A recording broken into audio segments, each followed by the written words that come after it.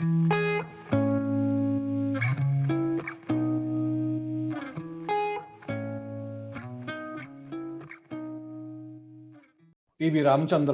is Associate Faculty, Center of Sustainable Technology, ASTRA, Indian Institute of Science, Bangalore. So Indian Institute of Science is the highest seat of science in India. So this institute is inspiring or aspiring many young people to use science as a career and to use science to making difference in their lives. So Dr. Ramachandra. Yeah, thank you very much. Yeah. Good afternoon and good evening to everyone. So today I'll be talking about the sustainable development and how the education plays a very crucial role in making the planet a healthy planet. See, one of the things is Sustainable Development Goal 4. It ensures the inclusive and equitable quality education and promote lifelong learning opportunities for all. This is what we have been trying in India. So now, according to me, the sustainable development means ensuring clean air, water, and environment to our next generation. For that, we need to have a sustenance of natural resources with a minimal disasters. Then there would be security, survival, and peace in the system. For this, one has to do the responsible decision making. To do the responsible decision making, we need to have sensible citizens. We can have sensible citizens. For having sensible citizen, we need to enhance the environmental literacy. I'm not talking about general literacy, which may be high in the region, but when we look at the environmental literacy, it is slightly poor in most part of the globe. Now, when we look at the environmental literacy, it refers to the acquisition of environmental knowledge, which enhances environmental awareness and concern about the functional properties of natural world, as well as its associated problems. This includes understanding the life support system functions of the natural system and the environmental tipping points and their associated challenges, as well as the capacity to appreciate the intrinsic value of the nature. Now, environmental education at all levels of education would promote the lifelong learning and enhance the environmental literacy. Now, when you look at the contemporary education model, which has led to the digital addiction with human deficits in core mental, intellectual, and analytical skills in environmental aspects. Now, when we look at the environmental literacy, it empowers the humans with the acquisition of problem-solving skills and motivation to work towards making informed decisions to respect, protect, and sustain the well-being of natural system. The education for sustainable development that has promoted the education consistent with the principles of sustainable development. Now, we need to adopt a realistic environmental education model that interrelates the sociological, philosophy, ecosystem, interconnectedness, and environmental awareness with the human-nature relationship. This would help in environmental protection and inspire the human stewardship responsibility. Now, when you look at the way we teach the children, is we ask the children to learn from nature. So when I take the class, for example, if I teach a simple food chain for my graduate and the PhD student, see, when we look at the food chain, there is a material and energy transfer happens as there is a food, the generation and the synthesis of food and eaten by the next level.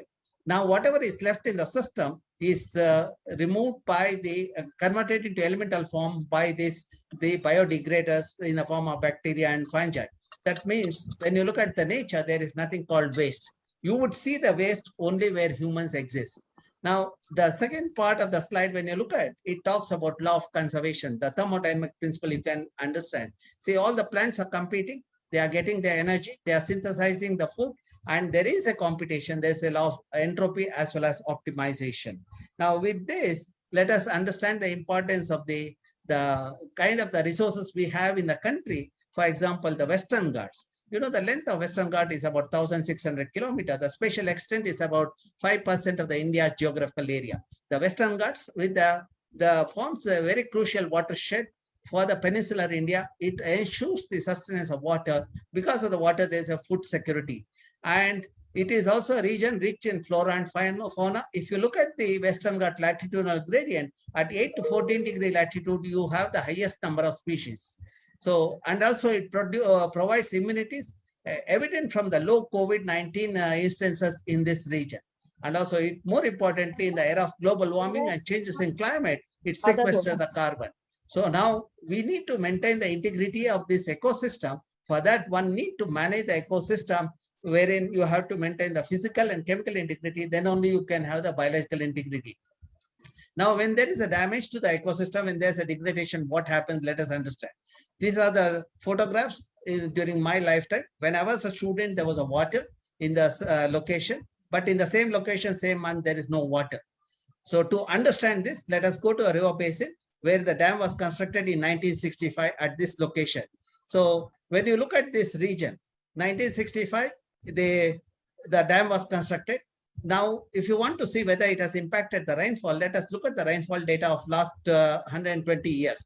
See, when you see the data and divide into two time period, 1901 to 1965, 1965 to today, you see during 1901 to 1965, this entire region was receiving the rainfall of 3,000 to 4,500.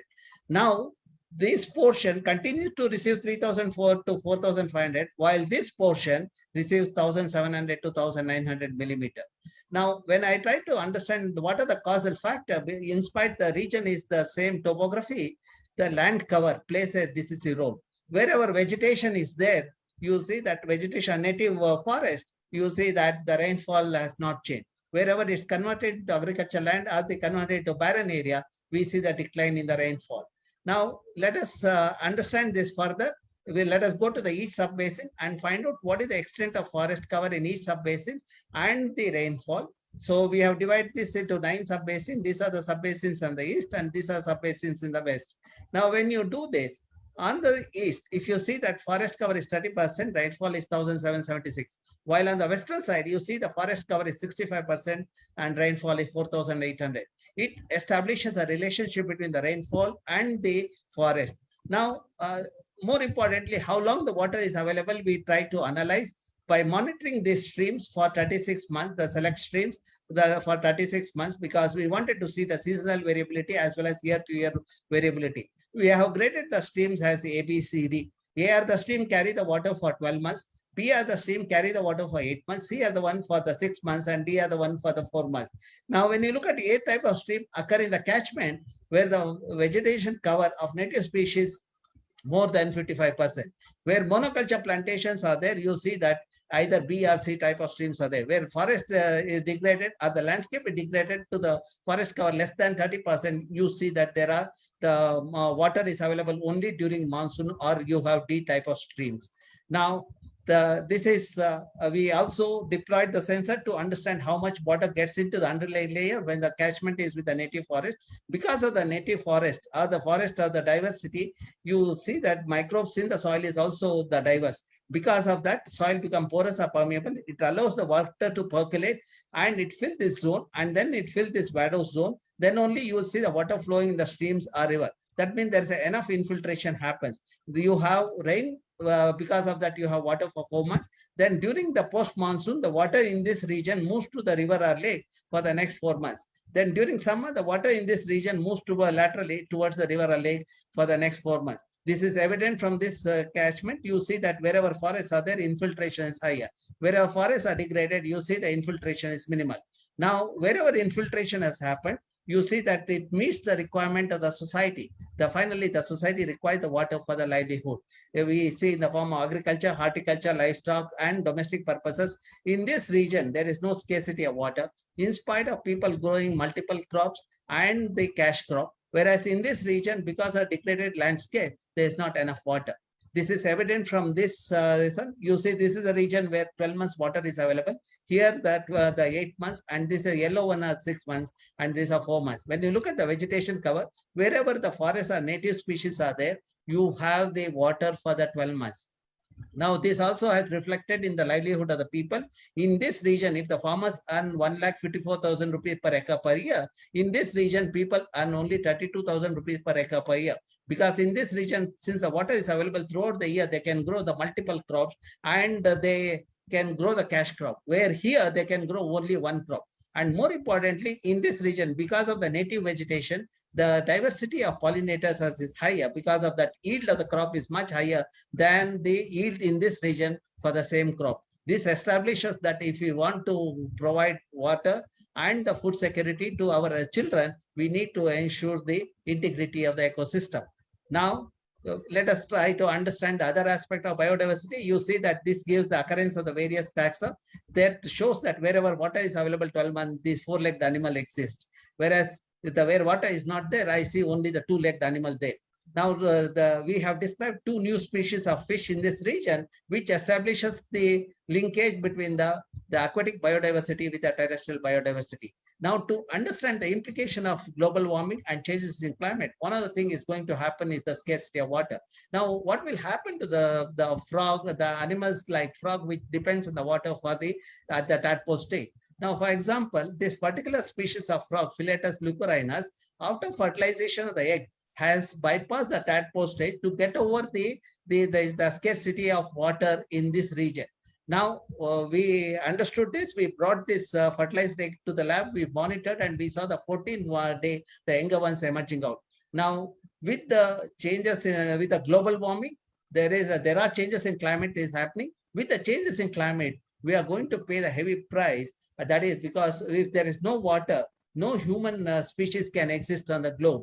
So only these kind of organisms, they know how to get adapted to a situation. They will survive on the earth. That's where we need to protect the mother nature. So now let us see what is the kind of mistake we are doing. This is of Bangalore. Bangalore is 740 square kilometer. You can see the remote sensing data gives the idea of the landscape dynamic. In 1973, 68% of the green cover with the vegetation. The 7% is red, the building. The blue is the water body, yellow is the open spaces. Then you see that 2021, you can see that the buildings have come 81% and the vegetation cover is less than the 3%. Then there has been a 1055% increase in the built-up area. We have lost 88% vegetation and 79% of water body. Now in Bangalore, as Professor Sahu was talking about, the number of trees per person, if you look at it, for every 7%, there is one tree. The number of trees what we require per person is about 7 to 8, because each one of us, when we breathe, we give out a carbon dioxide to an extent of 540 to 980 grams. And 1 hectare of trees takes away about 8 to 9 tons of carbon every year. By that ratio, for every human, there should have been 7 to 8 trees. But what we have in Bangalore is 7% one tree. That means that's where I have been telling that this is not acceptable. Enough is enough. We need to decongest Bangalore. We have the problem of water contamination and the kidney failures and cancer is increasing in the city. Now, what can be done? What is the solution? The first one thing is we need to do the wastewater treatment, the principle of reuse, recycle of wastewater. We should do the rainwater harvesting. Then the third aspect we have been talking is the mini forest in each ward or in each village. And more importantly, we need to sensitize the youth with and enhance the environmental literacy through the environmental education. The sensible youth, when youth become sensible, they are responsible. When they are responsible, they take the optimal decision so that we can ensure the sustainability in the region. So now, if you look at the Bangalore of 740 square kilometer, the Bangaloreans requires about 18 TMC of water. If we harvest the rainwater, the Bangalore receives about 700 to 850 millimeter. We have 15 TMC of water. That means 70% of the water is available in the form of rainwater. Now, to harvest the rainwater, we have the lakes. There are 193 lakes which are created by our elders, taking into advantage the undulating terrain with the interconnected lake system. That is what we need to do it. And the second thing is we need to do the wastewater treatment. I have deployed this technology, constructed wetland and algal pond, way back in 2009. This is one of the success model that is working in Bangalore for the last 10 years. This report is available online, which shows that it removes the chemical ion as well as the nutrient. Now, for this model to work throughout the country, I have a 5R formula. First R is a responsible citizen. When people are responsible, they will rejuvenate the lake so that we can retain the rainwater. So, and also we can reuse, recycle the wastewater. That means we will have 15 TMC of water because of rainwater harvesting. Then 18 TMC of wastewater when we treat, we get a 16 TMC of water. That means 31 TMC of water is available in a region where the demand is 18 TMC. That means we have a surplus situation. That is possible only when we have a responsible citizens. Now, the job what we have done in various parts of Karnataka and India, if you look at, this is the water body we have created in the campus way back in 2008, which stores 10 lakh liters of water. This has become a good experimental lab for my student working on biofuel. Not only students are happy, even I have the organism like otter in Bangalore. At one end, I say the Bangalore is dying. Other end, I have the OSS where this kind of organisms are there with the biodiversity. You can see the algae, the zooplankton, fish, etc. So the hypothesis is give back to the nature what you consume, the 10 times of that. So for example, I stay on the campus. My family requires 1.5 lakh liters of water every year. We are giving back 10 times that water, 10 lakh liters of water through this lake. Similarly, wherever I have met people, motivated them to create the water bodies where there is a water scarcity in the region. I see the success of this model. The people accept this model when they are young. So this model was implemented in this region in 2016 when that region was under the drought. Now the last 3 years, there's a good rain and there's no scarcity of water in the region. And last year, there was a shortage of water in other parts of the Karnataka, but this region didn't face the water scarcity because of the lake rejuvenation, lake desilting, etc. Seeing the success of this, if you look at the youngsters have taken part in this initiative, then the similar model was implemented in a school where the CEO was instrumental in implementing this model in one of the village. Then this model here, the 25 lakh liters of water is stored. And if you see that even the catchment, the planting was done with the native species. When I visited this place in 2018, I see the greenery with the abundant water. You can see a smile on our face. The most important thing we also did is the creating a mini forest in the campus. You see it improved the groundwater table. It has improved the local ecology, helped in carbon sequestration, maintain the temperature by 2 degrees Celsius. In a 2 hectares area, 49 native species, about 500 saplings were planted way back in 90s when I was a student. Groundwater table in that region, when it was dominated by Parthenium, is 150 feet. Today, the region gives a glimpse of the rainforest. And we have the groundwater at 5 to 10 feet and temperature 2 degrees lower. And you have a variety of the fauna like slender lories and varieties of snakes in the region. So then the most important weapon is the sensitize the youngsters with the environmental knowledge. I have a network of institutions in Karnataka. Then we do the capacity building, the Lake Symposium, once in 2 years, popularly known as Lake Symposium. And we conduct a program called Know Your Ecosystem. We have conducted about 39 sessions through the thing. That's where we do the capacity building. Lake Symposium, the 12 events we have done. Yes, another 1 minute I will learn. Yes. Then we also do the capacity building for the people working in industries. This is a 19th session we have conducted.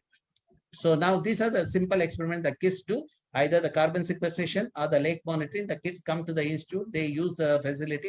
And also similarly, we do the biodiversity mapping at the local level, involving the rural children.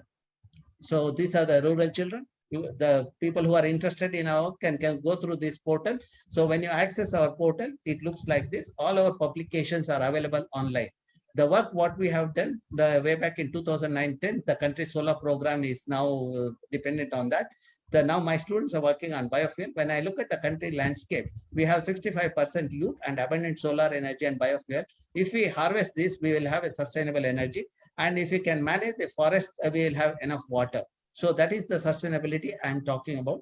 So if you are doing a good job, the success is because of these youngsters. When the youngsters do a good job, when they become sensible, they keep everyone happy. Thank you very much.